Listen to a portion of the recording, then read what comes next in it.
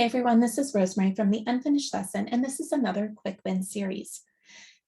This particular series is focused on how do we host fun online group lessons. Now, we're in video 3. If you haven't watched videos 1 and 2, go down to the description below. You will definitely want to watch those. In video 1, I kind of cover the why and how. So why should we host online group lessons? And then also, how do I make this happen in my studio? In video 2, I cover a little bit about performing in a low stress environment for students. And in today's video, video 3, we're going to talk about getting active.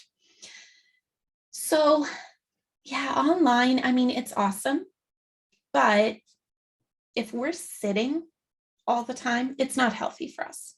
And it's not healthy for our students, right? We all know that we need to be active, not only for our general health, but actually we need to be active so that when we play our instruments, we have the fluidity and we have the range of motion that we need. So even from a practical point of view, we really do need to include this. I really believe that group lessons should always be a mix of activities. It shouldn't just be staring at a screen or listening or performing. While all of those things are great, I just think that we can do more.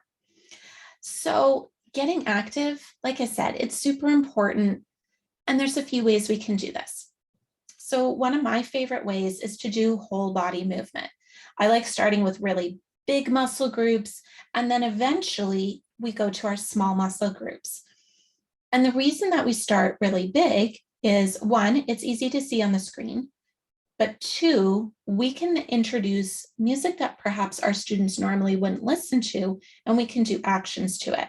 I actually really love using this to help my students develop an internal sense of pulse and to explore different types of different ranges of tempo. Another option, if you want to make it maybe not quite as learning, is having a dance break. So similar to a brain break, using a dance break is an awesome idea. There are, I want to say 1 million, and I might actually be correct in saying that there's 1 million or more videos on YouTube. There's a lot of videos on YouTube that you can use to have a dance break with your students. And if you think that you need to be good at them, I'm giving you permission. You don't need to be good at them. I'm not good at them. I usually end up losing, at least part of the movements, especially if it's one of the just dance ones. But that's what makes it fun. It lets our students know that we're not taking ourselves too seriously and that we don't have to get things perfect on the first time. Now, some of your students are going to be really good at this, and it's a time for them to shine. And other students, maybe like me, that aren't able to keep up, but you know what? Just laugh about it afterwards and be honest. You know what? This was just a dance break. Gets us off the bench, gets our brain, going again. And now we can do the next activity and really enjoy it. And often this ends up with us laughing a lot in my studio. Mostly because, my students are like, wow, that wasn't great. But yeah, we're having fun, which actually leads me to another thing that you can do. You can do just funny actions with rhythms. If you're thinking, I really don't want to do a just dance video, that's totally cool. Choreographed dance is not for everybody, including me, but it's all good. You can just choose a rhythm, and it doesn't have to be anything complicated, but you can do the rhythm with your students. Now, what I would recommend is have a backing track. It helps you and your students stay in sync with each other, with the audio coming from your side, and do funny actions. You can just make it silly. So even if it's something like ba ba yum yum bum ba yum yum yum, whatever it is, you'll notice that the yums became 8th notes at the end there. Whatever it is that you choose to do, just make sure your actions match up with either the measure each measure you're going to do one action, or that it matches up with note values. I would recommend make it silly. Seriously, just make it silly. These are the memories that your students are going to remember, not just after the group lesson, but for years to come. It brings them, it kind of ties them to your studio and to you a little bit closer.